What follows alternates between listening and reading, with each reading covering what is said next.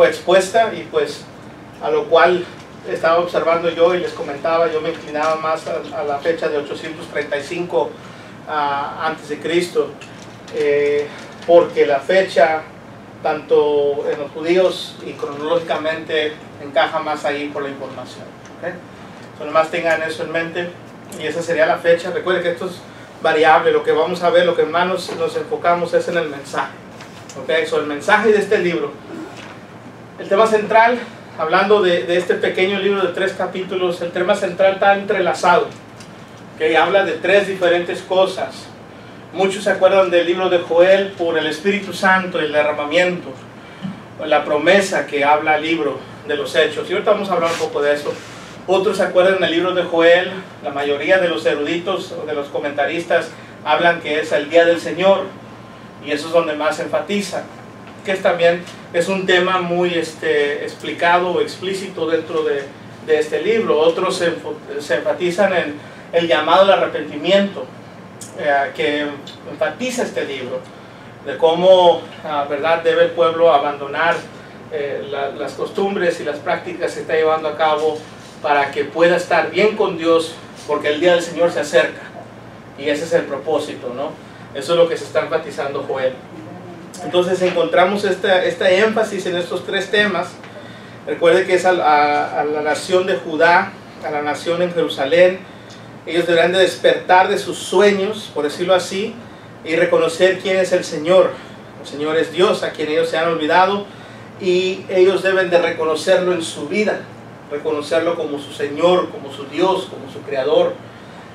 Es muy fácil que a veces el pueblo de Dios lleguemos a endormecernos y olvidarnos del propósito y de quién es Dios realmente. Entonces aquí el pueblo está siendo exhortado, esto es motivado a que despierte, pero a la misma vez amonestado, para que puedan tomar este llamamiento en serio. La condición en la cual se encontraban era una que pues Dios no existía en sus vidas personales, ¿verdad? No había un deseo genuino, por decirlo así, de querer buscar a Dios, porque estaban muy cómodos en la condición que estaban bajo lo que los estaba rodeando. ¿Sí? Y miramos en la escuela, por ejemplo, estábamos observando en el tiempo de la historia de la iglesia, y cuando analizamos la historia de la iglesia, hay un momento allá por el año 333 donde Lactiano y Linicio, estos 2 individuos, establecen que la persecución a la iglesia se va a acabar, no más persecución, y tranquilizan todo. En otras palabras, hay paz. Déjenme les hago la pregunta: ¿cómo puedes derrotar a un enemigo? Exacto. Cuando algo está fuerte, cuando la iglesia estaba fuerte, estaba en su poder, estaba llevando a cabo, estaba resistiendo, de repente les dice: ya nos vamos a perseguir, todo está bien, de aquí en adelante todo va a ser tranquilo, ya ustedes van a estar protegidos por la ley. Entonces la iglesia de ahí en adelante empieza a menguar aún más de lo que ya estaba apostatando, y encontramos que la iglesia en ese momento ya se congregaban en templos, tanto del paganismo, lo cual fueron impactados por tantas imágenes que había en los templos paganos, que se les dieron para que adoraran a Dios, y dijeron: de aquí en adelante todos van a adorar a Dios, y aquí están estos templos de estos dioses paganos, adoren a Dios allí, esos son de ustedes. Entonces, por eso, hermanos, cuando usted entra a una iglesia, o ha entrado en un tiempo a una iglesia tradicional, encuentra muchas imágenes en las paredes y pinturas y todo, porque en el tiempo que la iglesia estaba y se le permitió adorar en esos edificios, todo esto fue impactando sus mentes, todo esto fue impactante. Entonces, ¿qué es lo que encontramos aquí? Aquí el pueblo está muy tranquilo, el pueblo está llevando una tranquilidad, y Dios le está diciendo: va a venir algo, va a venir algo difícil, necesita estar preparado para cuando venga ese día. Por eso habla de un día, habla de un tiempo. Y encontramos aquí que ya no había un deseo de buscar a Dios. El libro de Amós trata con esto. Cuando hay paz y tranquilidad, prosperidad, la gente no busca a Dios. Pero cuando hay aflicción, dificultad, problemas, la gente tiende a venir a Dios, ¿sí? Cuando hacemos, y ustedes saben aquí en esta nación, que es gran prosperidad, gran beneficios, gran oportunidad de tener ciertas cosas, ¿verdad? Y decimos a veces el sueño americano, que es lo que, ¿verdad? Nuestros antepasados, incluso a lo mejor hasta nosotros vinimos de nuestras tierras pensando en esto, en querer superarnos, y no nada malo de eso. El problema es cuando eso nos aleja de Dios. Entonces cuando vamos y vemos a los misioneros en México, vemos a la iglesia en Latinoamérica, en Cuba, en Chile, Ecuador, vemos la iglesia en esos lugares y la gente es más receptiva. La gente está queriendo prestar atención, hay bautismos uno tras otro, miras que la gente viene, obedece y genuinamente busca. ¿Y sabe por qué? Porque hay muchos problemas allá, hay mucha corrupción, hay mucha dificultad. Que lo que quieren es buscar a Dios, lo están buscando. Pero cuando hay prosperidad, cuando hay tranquilidad, ¿cuántas invitaciones no hemos dado? ¿Cuántas veces no le hemos hablado a nuestros vecinos? ¿O cuántas veces no hemos pasado información e invitar a la persona? Pero la persona tiene una vida estable, a gusto, una vida que se siente cómodo o cómoda. Por consiguiente, no necesita de Dios. Y eso es lo que vemos en este proceso también. Aquí encontramos a un pueblo tranquilo. Y hasta cierto punto, cuando empieza Joel, empieza de gente, hablando de gente que está tirando fiesta, por decirlo así. Está tranquila, o sea, estamos en gran gozo, por decirlo así, decía la gente. No necesitamos padecer o pasar alguna dificultad. Pero sin embargo, Dios le está diciendo, no, lo que viene va a venir, va a ser difícil. Necesitas prepararte, porque vas a ver, a su pueblo está diciendo, van a saber quién soy yo, quién es Dios, quién es su creador. Y a eso les está llamando, a que ellos reconozcan, que ellos miren, que ellos despierten, que ellos puedan ver antes de que ese gozo se convierta en llanto. Por eso el tema central que les puse hace un momento aquí, ¿se acuerdan el tema central que les dije la semana pasada? No sé si va a ser el mismo. He estado batallando tanto en querer enfatizar a Joel. Habla del día del Señor, sí, pero ¿qué del día del Señor? Y por ese principio me quedé pensando en el nombre de Joel, me quedé pensando en el nombre de Petuel, en la definición. Luego leí una y otra vez el capítulo 1 y cada vez me doy cuenta que lo que está diciendo, en este caso el profeta, está dando a conocer palabras tales como las que encontramos aquí. Ya nomás déjenme regreso tantito.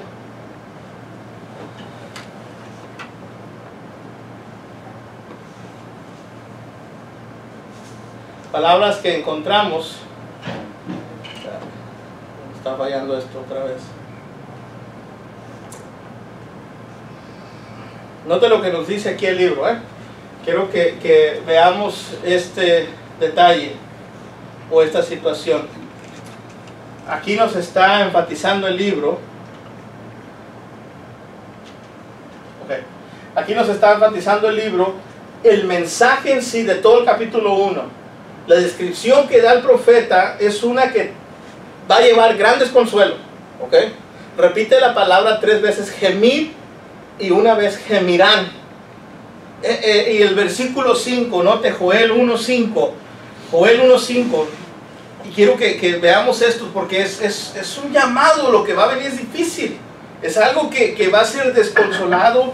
Un pueblo que se va a encontrar en ruinas, en dificultad. El versículo 5 dice, despertad borrachos y llorad, gemid, todos los que bebéis vino a causa del mosto, porque os es quitado de vuestra boca. Versículo 11, confundíos labradores, gemid viñeros por el trigo y la cebada, porque se perdió la mies del campo. Versículo 13, ceñíos y lamentad, sacerdotes, gemid, ministros del altar, venid, dormid en silicio, ministros de mi Dios, porque quitada es la casa de vuestro Dios, la ofrenda y la libación. Y luego el versículo 18, cómo gimieron las bestias cuán turbados anduvieron los hatos de los bueyes, porque no tuvieron pastos. También fueron asolados los rebaños de las ovejas. O sea, el mensaje que está hablando no es uno placentero. Está hablando de la langosta que va a venir, que va a derrotar, que va a ser tan gran aflicción que va a causar que haya gemidos. La otra palabra, llorad, versículo 8, nos menciona esto. Ahí mismo en el capítulo 1, llorad, dice: tú como joven vestida de cilicio por el marido de su juventud. La palabra duelo, versículo 9, desapareció de la casa de Jehová la ofrenda y la libación del sacerdote. Ministros de Jehová están en duelo. Estas expresiones es algo de gran dolor. Confusión, versículo 11, confundíos, labradores, gemid, viñeros por el trigo y la cebada, porque se perdió la mies del campo. Lamentad, versículo 13, ceñidos y lamentad, sacerdotes, gemidos, ministros del altar. Cilicio, versículo 13, ahí miramos eso, vestidos de cilicio. Ayuno, versículo 14, habla del ayuno. Proclamar ayuno, convocar asamblea, congregar a los ancianos y todos los moradores de la tierra en la casa de Jehová vuestro Dios, y clamar a Jehová.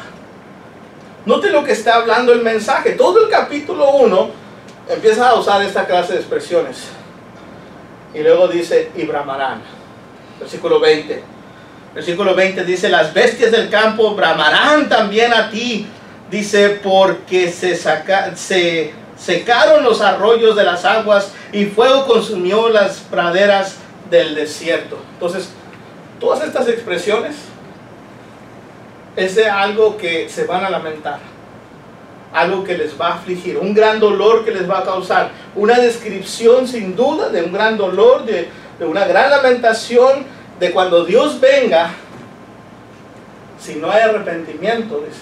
Entonces el capítulo 3 vendrá la destrucción. Pero para los que sí se arrepienten, vendrá salvación. Entonces, ayuda a entender. Y note el versículo 18 del capítulo 2, es cuando hace la transición de los que se van a destruir, del 1 al 17, y los que se van a salvar. El 18 del capítulo 2 dice: y Jehová, solícito por su tierra, perdonará a su pueblo. Responderá Jehová y dirá a su pueblo: he aquí, yo los envío pan, mosto y aceite, seré saciado de ellos y nunca más pondré en oprobio entre las naciones. Pero note cómo habla de ser reunidos en el capítulo 1. Dice: reúnan a todos los sacerdotes, vengan y convoquen a asamblea, vengan y clamen a Jehová. Y luego en el capítulo 2, el versículo 16, desde el versículo 15 dice: tocad trompeta en Sión, proclamad ayuno, convocad asamblea, reunid al pueblo, santificad la reunión, junta a los ancianos, congregad a los niños y a los que maman, salgan de su cámara del novio y de su tálamo, dice la novia, entre la entrada y el altar, lloren los sacerdotes, ministros de Jehová, y digan: perdona, oh Jehová, a tu pueblo, y no entregues a lo propio tu heredad, para que las naciones se enseñoreen de ella. ¿Por qué han de decir entre los pueblos: ¿dónde está su Dios? Dice: clamen.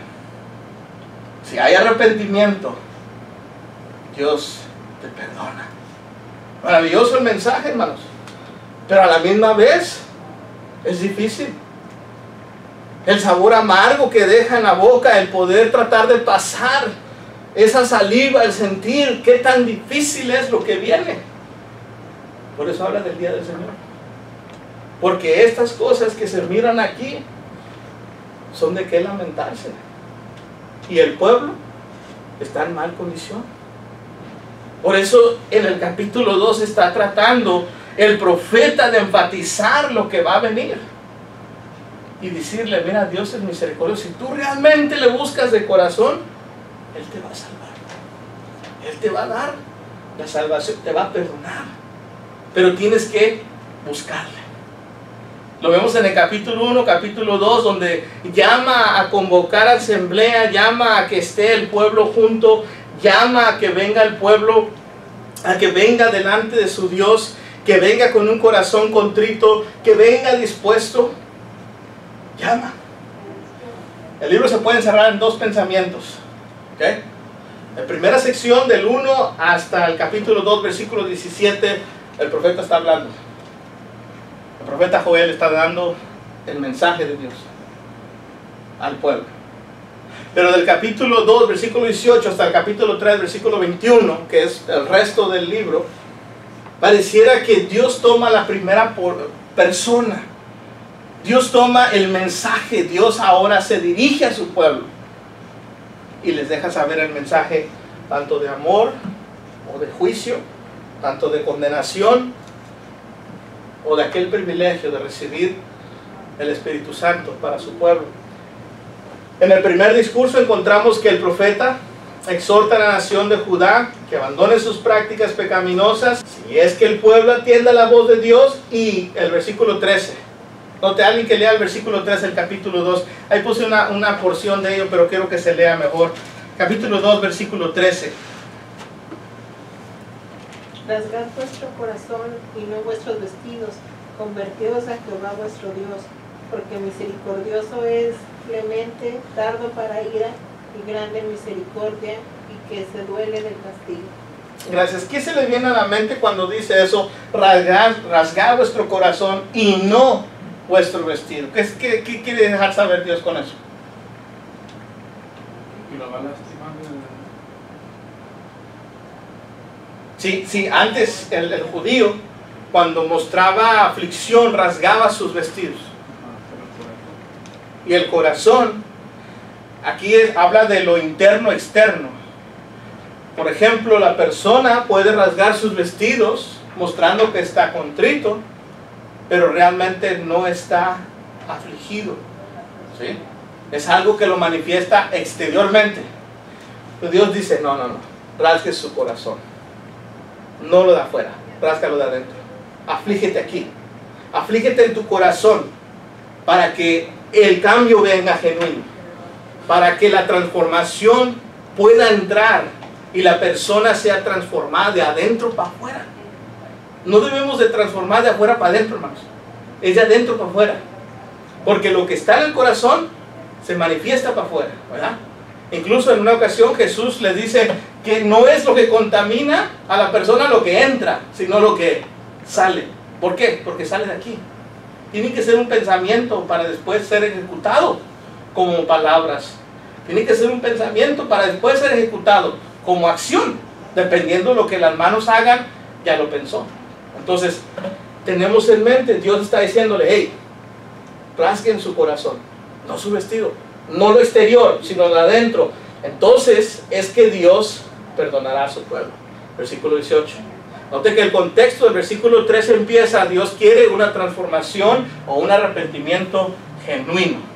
Quiere un arrepentimiento desde el corazón para que entonces el pueblo pueda llegar a obtener el perdón. Y eso es lo maravilloso que encontramos en la palabra. Y lo salvará por su fe en Él. La confianza que ellos van a tener en Dios, Dios los va a salvar. No porque ellos se lo merezcan, como así tampoco nosotros nos merecemos, sino porque confiamos en Dios y obedecimos a lo que Dios nos dejó. Y esa confianza nos brinda la salvación. Porque Dios sabe entonces que confiamos en Él. El versículo 32 del capítulo 2 dice, y todo aquel que invocar el nombre de Jehová será salvo, porque en el monte de Sión y en Jerusalén habrá salvación, como lo ha dicho Jehová, y entre el remanente al cual Él habrá llamado. Habrá salvación, dice. Dios va a permitir que la salvación sea extendida a todo aquel que confía en Él, que está dispuesto a ser transformado. Es el Evangelio, hermanos. Si cuando transmitimos esto al Nuevo Testamento, precisamente esto es lo que está llamando Dios, que sea uno arrepentido de aquí. No arrepentido de sentirse mal porque lo agarraron, o de sentirse mal porque ya no quiere estar en esa cosa. No, porque quiere hacer las cosas bien delante de Dios. Cuando la persona tiene un arrepentimiento genuino, entonces confiará en Dios y Dios le perdonará y le brindará la salvación. Cuando observamos el propósito del por qué las cosas quedan por escrito, Mencionaba esto anteriormente también en la clase. El propósito, hermanos, por cual vemos en las Escrituras una y otra vez que fueron escritas. Juan es el que hace más hincapié en esto. Juan dice que aquel que rechaza las palabras de Jesús tiene quien lo juzgue, las palabras que ha hablado. Pero no solamente fueron dichas, fueron escritas. Ahora tenemos la capacidad y el privilegio de verlas, meditar en ellas y ahora sí descartarlas o no. Juan menciona en 1 de Juan 5:13, dice: estas cosas fueron escritas para que sepáis que tenéis vida eterna. Eso es importante, que cuando se queda registrado es para tener la convicción de que si creemos en Dios tenemos la vida eterna, porque hemos confiado en Él, porque hemos obedecido lo que Él nos ha dado para nosotros obedecer. Ahora, si eso no es maravilloso hasta este momento, quiero que vea algo más importante. En cierta ocasión en el Antiguo Testamento, Moisés está delante del pueblo. Y Moisés parece que se hiciera a un lado, pareciera que está retirado del pueblo. Llegan dos individuos. Y estos dos individuos empiezan a profetizar. Y Josué, hijo de Nun, le dice, va y le dice a Moisés: Moisés, deténlos, diles que no profeticen. Y Moisés declara esto: ojalá todo el pueblo del Señor fuera profeta, que el Señor pusiera su espíritu sobre ellos. Note lo que Moisés tenía de deseo, que no fuera él el único que tiene el Espíritu de Dios, o algunos individuos, que fueran todos, dice. Ojalá y todos tuvieran el Espíritu de Dios.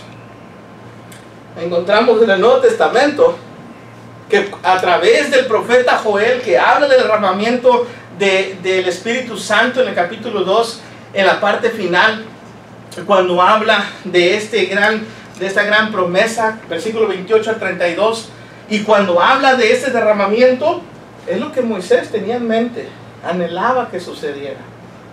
Ojalá y el Señor derramara su Espíritu, no solamente en uno, sino en todo su pueblo. Y Joel habló de eso. Y en el libro de los Hechos, encontramos allá en aquel día de Pentecostés, Pedro se para delante de todos: varones hermanos, esto que ustedes veis y escucháis, no es que estén borrachos, ¿verdad? O embriagados, dice, sino que es la hora de la mañana, dice. Lo que ustedes miran y oyen es lo que el profeta Joel dijo. Y cita al profeta Joel en esta misma sección. Entonces encontramos que el libro de los Hechos, tanto Pedro como Lucas y los 11, al igual que la multitud, pudo entender que el profeta Joel estaba profetizando que el Espíritu de Dios será derramado sobre todo su pueblo. Moisés tenía ese anhelo, quería que esto sucediera. Cuando encontró a esos dos individuos profetizando, Josué no entendió, dijo: Señor, impídeselo. Dijo: no puedo impedírselo. Ojalá y todo el pueblo tuviera el Espíritu. Qué maravilloso es ver que Moisés estaba pensando en que el pueblo de Dios supiera la voluntad de Dios e hiciera lo que Dios le pide. Y cuando usted mira a estos individuos, tanto Moisés como aquellos otros individuos en el pasado, y mira cómo el Espíritu Santo fue derramado en ellos y cómo ellos actuaron de acuerdo a la voluntad de Dios, lo mismo en el día de Pentecostés, de ahí en adelante, cuando la persona viene a creer en el Señor y entrega su vida al Señor y recibe el Espíritu Santo, tiene la misma capacidad, tiene el mismo privilegio. Pero tenemos que aprender a recibir, a entender ese privilegio. Tantos creyentes hoy en día que sobrepasan esto, y a lo mejor personalmente en alguna otra manera creo yo que lo he devaluado también. Y a veces no vivimos bajo el Espíritu. El Pablo habla de esto continuamente. En Gálatas capítulo 3, Gálatas 5, lo vuelve a hablar una y otra vez: el fruto del Espíritu, el fruto de la carne, se entreponen entre sí. El Espíritu realmente quiere hacer la voluntad de Dios, la carne quiere ir por otra condición, y encontramos un caos, un dilema, un problema entre el creyente en su mente, en su corazón, que no sabe a qué inclinarse. Moisés tenía el mismo desafío. Moisés tuvo que enfrentar la situación, las murmuraciones y en ciertas ocasiones decirle al Señor: Señor, ¿para qué me pusiste a mí? Este pueblo me quiere matar, me va a matar si sigo igual. Y Dios tenía que darle el consuelo. Y lo mismo hacemos nosotros. Cuando las cosas están difíciles, tenemos que venir a Dios en oración, inclinarnos y pedirle, suplicarle que nos ayude a saber cómo tomar la decisión correcta, para poder entonces sobrepasar o sobrellevar esa dificultad que se presenta, tanto física como espiritual, como emocional. Lo que nos esté afligiendo, Dios espera que usted y yo vengamos a Él. Y por eso encuentra personajes como Ezequiel, personajes como Jeremías. A Ezequiel, Dios le dice: tu esposa va a morir, es lo que más amas, no llores por ella. No quiero que llores por ella. Imagínense, la mujer, lo que más amaba a él, dice la Escritura, muere y no puede llorar por ella. Le es impedido. Y le dice Dios: eso es lo que yo siento. Eso es lo que mi pueblo. A Oseas va y le dice: Oseas, tú toma una mujer ramera y ámala. Y dice la Escritura que cuando la mujer ramera se iba en pos de sus amantes, él tenía que ir a comprarla para atrás. Y le dice Dios: así es el pueblo conmigo. Y usa las ilustraciones. Una y otra vez encontramos ejemplos que vivieron estos hombres que fueron siervos de Dios y sufrieron, pero aprendieron a vivir el mensaje de Dios. Y es difícil. Y como sus hijos, nosotros hoy en día pasaremos dificultades igual. El mismo calibre tal vez, con las mismas condiciones, que son situaciones difíciles. Y el profeta Joel tiene este ejemplo. Por eso le cambié el tema central a despierta y mira. Porque lo que está haciendo Dios es tratar de despertar a su pueblo, que despierte de ese dormir espiritual y que mire quién es Dios, que llegue a la conclusión de decir: Señor, tú eres Dios. Eso significa Joel. Y tú has abierto mis ojos. Eso significa Petuel.